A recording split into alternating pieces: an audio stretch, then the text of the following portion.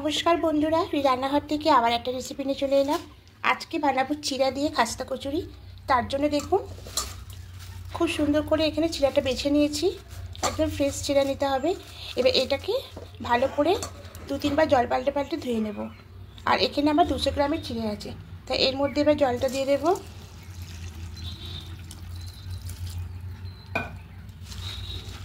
এইভাবে 2-3 বার জল পাল্টে পাল্টে ধুয়ে নেবো। চিড়ার মধ্যে অনেক নোংরা থাকে, তাই এইভাবে ধুয়ে নিলে নোংরাগুলো সব বেরিয়ে যাবে। খুব ভালো করে ধুয়ে নিয়েছি। এবার এখানে সামান্য অল্প একটু জল দেব,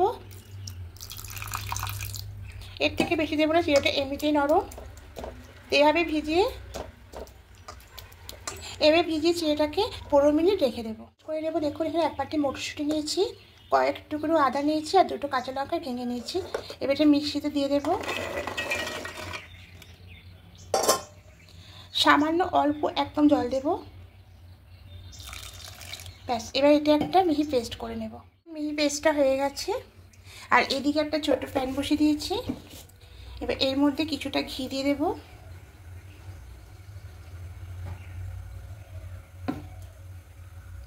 এবার ঘিয়ের মধ্যে হিং দিয়ে দেব।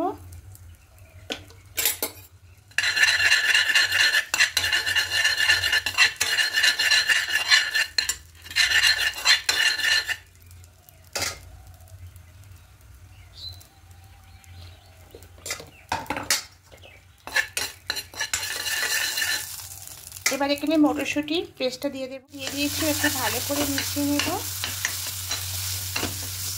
এবার এখানে পরিমাণ মতো লবণটা দিয়ে দেবো। ভাজা মশলা দেব।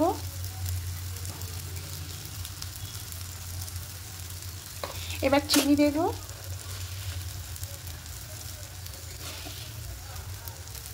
সবগুলো খুব ভালো করে মিশিয়ে নেব।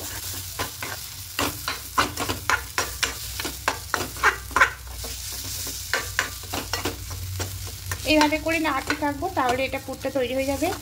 যতক্ষণ না এটা কড়াইয়ের থেকে সরে আসতে উঠে আসছে, ততক্ষণ এইভাবে পুরটাকে নাড়তে নাড়তে তৈরি করে নিতে হবে। এই পুরটা একদম রেডি হয়ে যাচ্ছে, প্যান থেকে উঠে আসছে।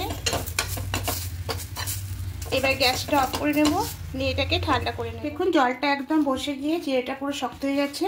এটা খুব ভালো করে মেখে নেব একটু।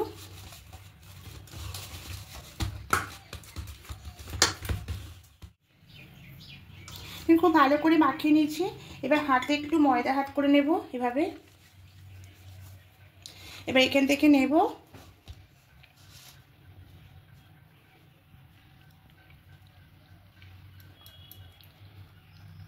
এইভাবে করে নেব।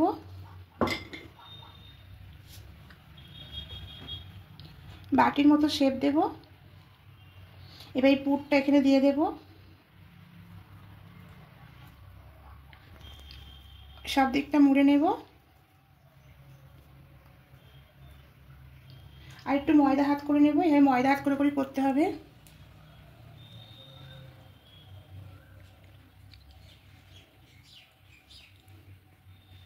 এইভাবে শেপ করে নেব।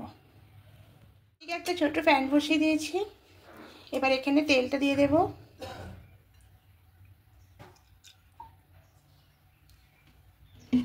এবার তেলটা হতে একটু গরম হতে দেব। হালকা গরম হয়ে গেছে, একটু ঘি দিয়ে দেব।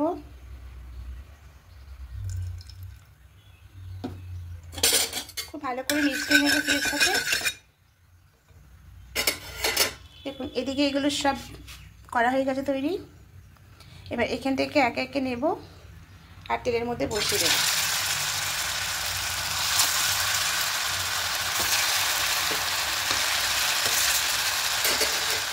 করে পিঠটা উল্টে নেব।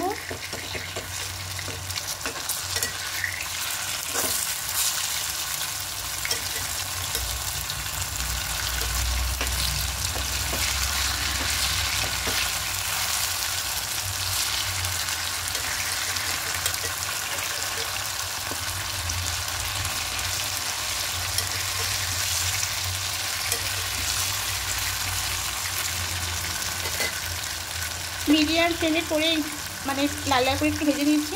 এবার হাই ফ্লেমে দিয়ে দেবো। এগুলো ভাজা হয়ে গেছে, এবার একে একে তুলে নেব।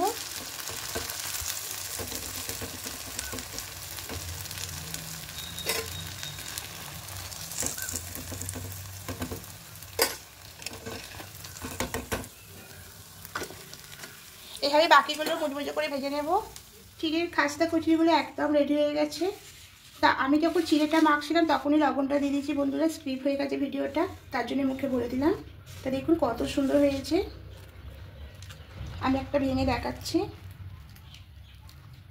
দেখুন কত সুন্দর হয়েছে। আর এটা টমেটো সস বা চাটনির সঙ্গে খেতে খুব ভালো লাগবে।